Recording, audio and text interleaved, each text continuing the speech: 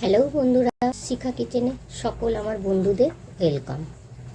আজকে আমি কফির পকোড়া দিয়ে একটা রেসিপি করব, মানে কফির পকোড়ার রেসিপি।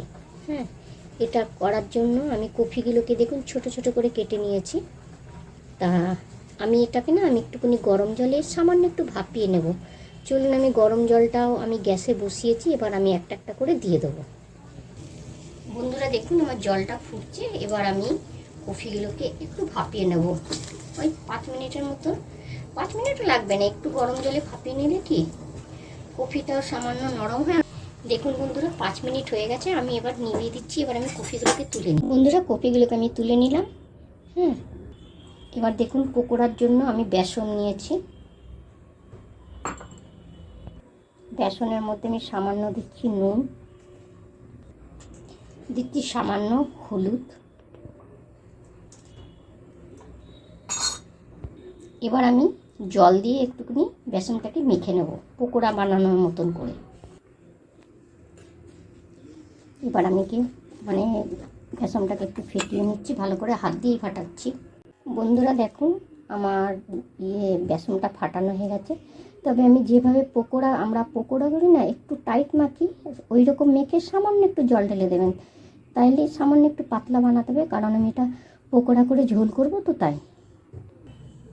বন্ধুরা দেখুন, আমি কড়াইয়ে তেল বসিয়ে দিয়েছি। কড়াটা আমার গরম হয়ে গেছে, তেল বসিয়ে দিয়েছি। তেলটা গরম করলেই আমি গরম হলে আমি পকোড়াগুলো ছাড়বো। ততক্ষণে তেলটা গরম হোক। বন্ধুরা দেখুন, আমার তেলটা গরম হয়ে গেছে।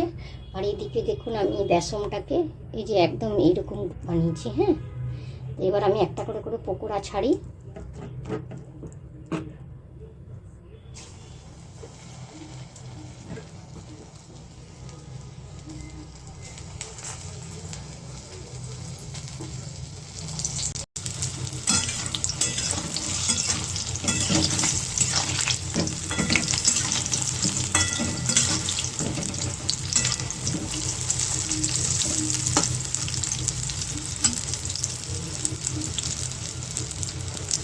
আমি পকোড়াগুলো ভেজে তুলে দেখাচ্ছি আবার। বন্ধুরা দেখুন, আমি কফিগুলোকে ভেজে তুলে রাখলাম, মানে পকোড়া করে। বন্ধুরা দেখুন, এই তেলের মধ্যেই আমি আলু দিচ্ছি।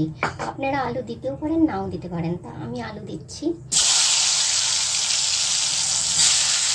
আলুগুলোকে আমি ভেজে নিচ্ছি। নুন হলুদ মাখিয়ে নিয়েছিলাম, ছোটো ছোটো করে কেটেছি। দেখুন বন্ধুরা, আমি আলুগুলোকে ভেজে তুলে নিলাম। আর এই মশলাটার মধ্যে আমি দিয়েছি আদা, কাঁচা লঙ্কা আর টমেটো আর কয়েকটা আমন্ড বাদাম দিয়েছি। হ্যাঁ, তা আপনারা কাজু দিতে পারেন আর নারকেল দিতে পারেন।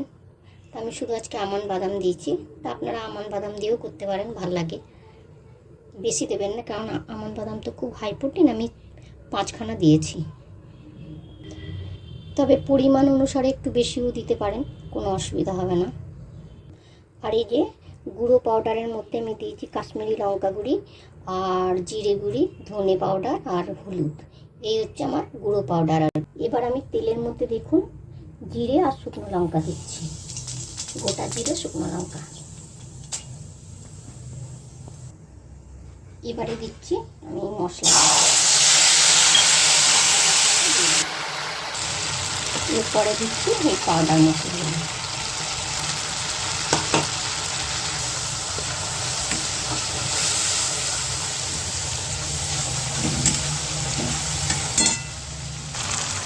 দেখুন বন্ধুরা, এবার আমি দিচ্ছি পরিমাণ মতো নুন আর দিচ্ছি সামান্য চিনি, পরিমাণ মতন আর কি দিলাম। আর আমার মশলাটা বেশ সুন্দর তেল ছেড়ে গেছে, কালারটাও খুব সুন্দর লাগছে। আর এবার আলুগুলো দিয়ে দিচ্ছি।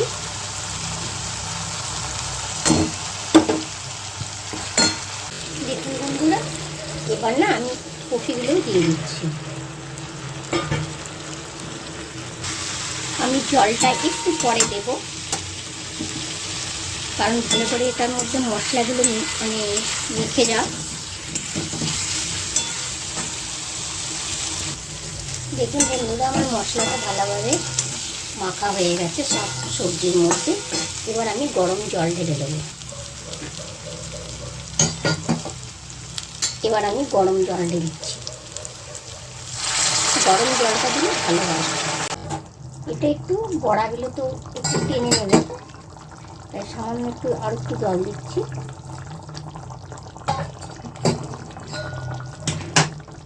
আর দিচ্ছি আমি গরম মশলা,